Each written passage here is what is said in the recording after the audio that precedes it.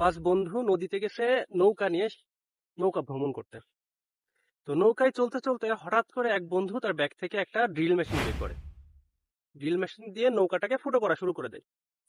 এই সময় চার বন্ধু তাকে দেখে বলে যে কিরে তুই ফুটো করছিস কেন? তখন ওই যেই বন্ধুটা ড্রিল করছিল সেই বন্ধুটা সবাইকে উদ্দেশ্য করে বলল, আমার ড্রিল মেশিন, আমি নৌকায় টাকা দিয়ে ভাড়া করে আসছি, আমার যা ইচ্ছা হবে তাই করব, তোদের কি?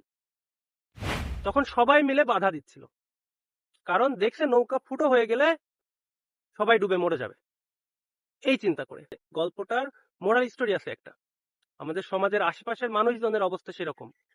দেখছি একটা মানুষ সরাসরি নদীতে ডুবে মরে যাচ্ছে, তারপরও আমরা কেউ বাঁচাতে যাচ্ছি না। প্রত্যেকটা মানুষ দেখতেছি খালি সমাজের মধ্যে কি চলতেছে, রাষ্ট্রের মধ্যে কি চলতেছে, আমরা সেটাই দেখতেছি, শুধু কোন রকম কোনো পদক্ষেপ নিচ্ছি না, বাধাও দিচ্ছি না, তাকে থামানোর চেষ্টাও করতেছি না। খালি দেখছি যে নৌকা কখন ডুবে, কখন ডুববে আর কখন মরবে, এটাই চিন্তা করতেছি। বাঁচানোর চেষ্টা করছি না, মনে করছি যে ও ডুবছে ডুবুক, আমার তো কিছু হবে না, আমি তো বেঁচে থাকবো। ভাই কেউ বাঁচবে না, আপনিও মরবেন, যে ডিল করতেছে সেও মরবে। মনে রাখবেন কথাটা।